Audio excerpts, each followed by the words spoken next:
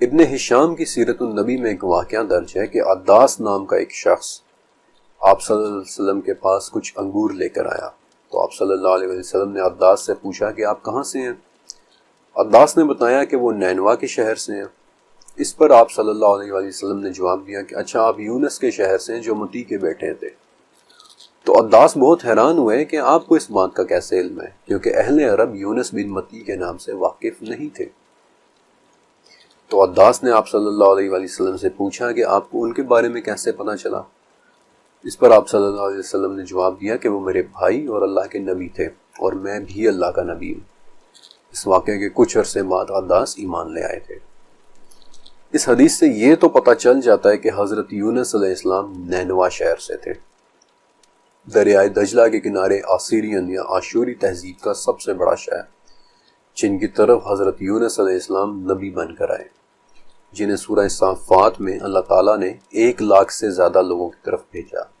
اور واقعی آج سے 2700 سال پہلے نینوا دنیا کے سب سے بڑے شہر کا ٹائٹل رکھنے والی جگہ تھی۔ یونس علیہ السلام وہ نبی ہیں جنہیں اللہ تعالیٰ نے سورہ انبیاء میں ذُنُّون کا لقب دیا ہے، یعنی بڑی مچھلی والا، اور آسیرین زبان میں بھی نینا یا نونا کا لفظ مچھلی کے لیے استعمال ہوتا ہے۔ ذُنُّون، نونا، نینا، نینوا، بڑی حیرانی ہوتی ہے جب سب کچھ ایک دوسرے سے کنیکٹ ہوا ہوا نظر آتا ہے۔ حضرت یونس علیہ السلام کا واقعہ سورہ صافات میں ملتا ہے۔ یہ اپنی نوعیت کا بالکل ایک منفرد واقعہ ہے، اتنا منفرد کہ سورہ یونس میں خود اللہ تعالیٰ نے ہمیں بتایا کہ یونس کی وہ قوم وہ واحد قوم تھی کہ جس پر سے عذاب کو ٹال دیا گیا تھا، اور ایسا اس لیے کیونکہ یونس علیہ السلام اللہ تعالیٰ کی خصوصی اجازت کے بغیر اپنی قوم کو عذاب کا عندیہ دے کر ان کے درمیان سے نکل گئے تھے، اور یہ وہ وجہ تھی کہ اس قوم پر سے نہ صرف عذاب ٹل گیا بلکہ سورہ انبیاء میں اللہ تعالیٰ نے یہ بھی فرمایا کہ ذُنُّون، جبکہ وہ غصے سے چل دیا اور خیال کیا کہ ہم اسے پکڑ نہ سکیں گے۔ اور پھر اس کے آگے کا واقعہ سورہ صافات میں ہے کہ پھر وہ بھاگ کر ایک بھری ہوئی کشتی میں بیٹھے، لیکن وہ کشتی اپنے وزن سے ڈولنے لگی، اور ان لوگوں نے ناموں کے قرعے ڈالنے کا فیصلہ کیا کہ قرعے میں جس کا نام نکلے گا اسے کشتی سے نکال کر سمندر میں ڈال دیا جائے گا۔ اور یہ وہ وقت تھا کہ جب حضرت یونس علیہ السلام کو ایک بڑی مچھلی نے نگل لیا، جہاں مچھلی کے پیٹ کے اندر اور سمندر کی اندھیری گہرائیوں میں یونس علیہ السلام پکار اٹھے، لا الہ الا انت سبحانک انی کنت من الظالمین۔ یہ کس قسم کی مچھلی تھی؟ ہمارے دور میں عام طور پر اسے ایک ویل مچھلی کہہ دیا جاتا ہے، کیونکہ ویل مچھلی سمندروں کا سب سے بڑا جاندار ہے، اور ویلز میں بھی سب سے بڑی ویل بلو ویل ہوتی ہے، تو یہی عموماً فرض کیا جاتا ہے کہ یقیناً وہ بلو ویل ہی ہوگی۔ لیکن وہ مچھلی بلو ویل نہیں ہو سکتی، کیونکہ بے شک بلو ویل سائز میں بہت بڑی ہوتی ہے، لیکن اس کا حلق بہت چھوٹا ہوتا ہے۔ انفیکٹ اگر وہ ہیرنگ مچھلی سے بڑے سائز کی کوئی بھی چیز کھا لے تو وہ اس کے گلے میں پھنس جاتی ہے۔ اسی لیے سمندروں کے سب سے بڑے اس جانور کی خوراک سمندر کا سب سے چھوٹا جانور یعنی جھینگا ہوتی ہے۔ اسی طرح ویل کی ایک اور قسم ویل شارک کا منہ ہوتا تو کافی بڑا ہے، لیکن اس کا گلا اتنا چھوٹا ہوتا ہے کہ اس میں سے انسانی بازو بھی نہیں گزر سکتا۔ تو پھر کیا وہ مچھلی شارک ہو سکتی ہے؟ انسانوں پر حملے کرنے میں سب سے بدنام زمانہ شارک گریٹ وائٹ ہے، جو بلا وجہ انسان پر حملہ کر دیتی ہے۔ بلکہ 2012 میں تو گریٹ وائٹ شارک نے 74 لوگ مار دیے تھے۔ لیکن اس کا بھی گلا چھوٹا ہوتا ہے، اور اسے ایک انسان کو سالم نگلنے کے بجائے اسے چبانا پڑتا ہے۔ لیکن ایک بات میں آپ کو بتا دیتا ہوں کہ جیسے جیسے سمندر گہرے ہوتے جاتے ہیں ویسے ویسے جانور بڑے ہوتے چلے جاتے ہیں۔ اس فینومینا کو ڈیپ سی جائجنٹزم کہتے ہیں، اور ایسا اس لیے ہوتا ہے کیونکہ جیسے جیسے سمندر گہرا ہوتا چلا جاتا ہے سمندر کا پانی بھی ٹھنڈا ہوتا چلا جاتا ہے، اس لیے جانوروں کے جسم بھی بڑے بڑے ہوتے چلے جاتے ہیں تاکہ وہ زیادہ سے زیادہ انرجی کو اپنے اندر کنزرو کر سکیں۔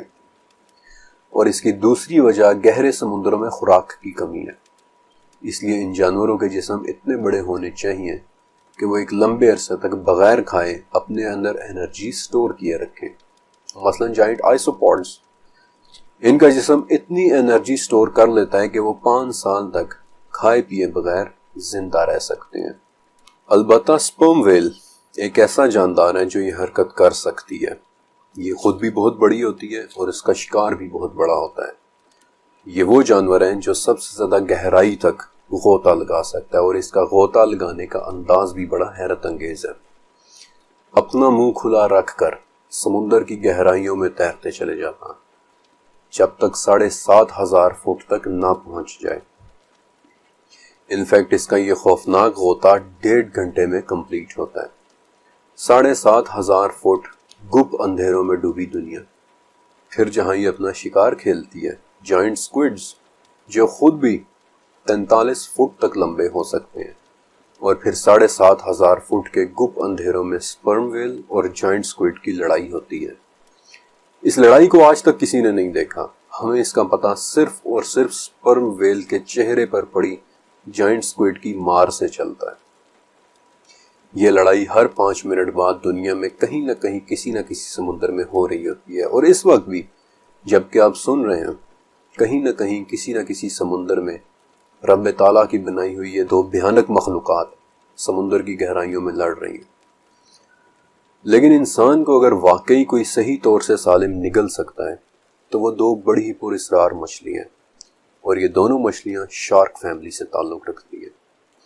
پہلی سپیشیز باسکنگ شارک جو 26 فٹ تک لمبی ہوتی ہے اور ہر وقت اپنا منہ کھول کر تیرتی رہتی ہے۔ انفیکٹ اس کا منہ اتنا بڑا ہوتا ہے کہ ہر گھنٹے اس میں سے 450 ٹن پانی داخل ہو کر اس کے گلز سے باہر نکل جاتا ہے۔ اس وقت سمندر میں موجود کوئی بھی چیز جو اس کے منہ کے سامنے آ جائے وہ اس کے پیٹ میں چلی جاتی ہے، چاہے وہ انسان ہی کیوں نہ ہو۔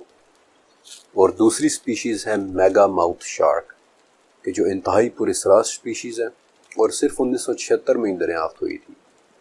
یہ شارک کی اتنی نایاب سپیشیز ہے کہ ہمیں اس کے متعلق بہت کم پتہ ہے، لیکن ہم یہ ضرور جانتے ہیں کہ میگا ماؤتھ شارک ایک بہت بڑے منہ والی شارک ہے جسے وہ تیرنے کے دوران ہر وقت کھلا رکھتی ہے، اور اس کے منہ کے سامنے آیا انسان سوائے اس کے پیٹ کے اندر کے اور کہیں نہیں جا سکتا۔ حضرت یونس علیہ السلام مچھلی کے پیٹ میں کتنا عرصہ رہے؟ قتادہ رحمۃ اللہ علیہ کہتے ہیں کہ 3 دن، اور جعفر صادق رحمۃ اللہ علیہ 7 دن کہتے ہیں۔ سچ کیا ہے یہ اللہ بہتر جانتا ہے، لیکن ابن جریر اپنی تفسیر میں ابو ہریرہ رضی اللہ تعالیٰ عنہ سے روایت کرتے ہیں کہ جب وہ مچھلی حضرت یونس علیہ السلام کو لے کر سمندر کی گہری تہوں میں پہنچی تو انہیں باہر سے کچھ آوازیں سنائی دی جو سمندری جانوروں کی تسبیحات تھی، اور جب یونس علیہ السلام کی دعا قبول ہو گئی اور مچھلی نے انہیں اگل دیا تو سورہ صافات کے مطابق وہ بیمار تھے، اور انہیں ایک چٹیل میدان میں ڈال دیا گیا جہاں پھر ان پر سایہ کرنے کے لیے ایک بیل دار درخت اگا دیا گیا تھا۔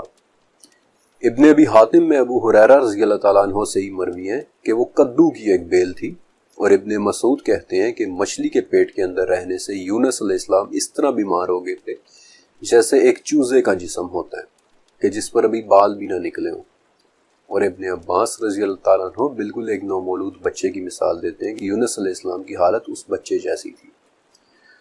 لیکن کیا آپ سننا چاہیں گے کہ ایک مچھلی کے منہ میں جاتے وقت کیسا محسوس ہوتا ہے؟ 11 جولائی 2021 کو 60 منٹس آسٹریلیا نے ایک رپورٹ دکھائی تھی، اور مجھے اس لیے اچھی طرح یاد ہے کیونکہ میں نے خود بھی اس رپورٹ کو آن ایئر دیکھا تھا۔ اس رپورٹ کو انہوں نے the most extra ordinary story کا نام دیا، اور یہ رپورٹ مائیکل پیکرڈ نامی ایک شخص کے بارے میں تھی جسے امریکہ کی کیپ کاڈ کے قریب ایک ہم بیک ویل نے نگل لیا تھا۔ مائیکل اس مچھلی کے منہ میں 30 سے 40 سیکنڈ کے لیے رہا، اور میں آپ کو اس کا ایکسپیرینس اسی کے الفاظ میں بتاتا ہوں۔ وہ کہتا ہے کہ میرا ان پانیوں میں تیرنے کا 30 سالہ تجربہ ہے، اور اس دن بھی میں لابسٹرز پکڑنے کے لیے 3ری مرتبہ ڈائیو کر رہا تھا کہ اچانک مجھے لگا کہ ایک ٹرین نے مجھے ٹکر مار دیا۔ میں تیزی سے نیچے کی طرف جانے لگا اور ہر طرف اندھیرا چھا گیا۔ تقریباً 5 سیکنڈ کے لیے میرا دماغ بالکل سن ہو گیا تھا۔ پھر میں نے سوچا کہ شاید مجھے شارک نے کھا لیا ہے، لیکن مجھے اپنے ہاتھ پاؤں سلامت محسوس ہو رہے تھے، تو میں نے سوچا کہ شاید میں ایک ویل کے منہ کے اندر ہوں۔ وہ پانی میں تیزی سے تیرے چلی جا رہی تھی اور پانی کے پریشر سے میرا سانس رک رہا تھا۔ لیکن شکر ہے کہ میرے آکسیجن کا ریگولیٹر میرے منہ سے نکل نہیں گیا تھا۔ اس مچھلی کے منہ کے اندر اتنی سختی تھی کہ میں اپنی ٹانگیں بھی نہیں ہلا پا رہا تھا، لیکن اچانک مجھے احساس ہوا کہ وہ گہرائی کے بجائے اوپر کی طرف جا رہی ہے۔ مجھے روشنی نظر آنا شروع ہوئی اور اچانک اس نے مجھے اپنے منہ سے باہر پھینک دیا۔ میں پانی سے نکل کر ہوا میں اچھلا اور پھر ہر طرف پانی اور روشنی نظر آنے لگ گئے۔ صرف 30 سے 40 سیکنڈ کے اس واقعے میں مائیکل پیکارڈ کا گھٹنا فریکچر ہو گیا تھا اور اس کے جسم پر نیل بھی پڑ گئے تھے، اور اس کا 60 منٹس آسٹریلیا کے ساتھ انٹرویو پڑھنے کے بعد میں تصور بھی نہیں کر پا رہا کہ 3 دن تک ایک مچھلی کے پیٹ میں رہنا کیسا ہوگا، جہاں آپ کا جسم بے بس ہو، جہاں سوائے مچھلی کے منہ اور اس کے اندر کے سخت مسلز کے علاوہ آپ کو کچھ بھی محسوس نہ ہو، اس کے پیٹ کے اندر کا اندھیرا، ان گہرے سمندروں کا اندھیرا، اندھیرا در اندھیرا۔ شاید ایسی ہی فیلنگ مصیبتوں میں پھنستے وقت آتی ہوگی جب ہمیں لگتا ہے کہ اس سے آگے اب صرف اندھیرا ہے، واپسی کا کوئی راستہ نہیں ہے، ہمیں ہماری مشکلات نے گھیرا ہوا ہے اور کوئی انسان ہماری مدد نہیں کر سکتا۔ ایسے اندھیروں میں ایک تسبیح جو اللہ تعالیٰ نے خود ہمیں بتائی ہے کہ اگر اس عظیم پریشانی کے وقت یونس یہ تسبیح نہ پڑھتے تو ہمیشہ اس اذیت میں مبتلا رہتے، اور اللہ کے نبی ہمیں بتاتے ہیں کہ یہ وہ تسبیح ہے جس کے بعد مسلمان کی ہر دعا قبول ہوتی ہے۔ تو پھر میں اپنے دل کی گہرائی سے یہ تسبیح پڑھتا ہوں کہ لا الہ الا انت سبحانک انی کنت من الظالمین۔ اے اللہ، تیرے علاوہ کوئی الہ نہیں، تو پاک ہے اور میں ہی خطا کار۔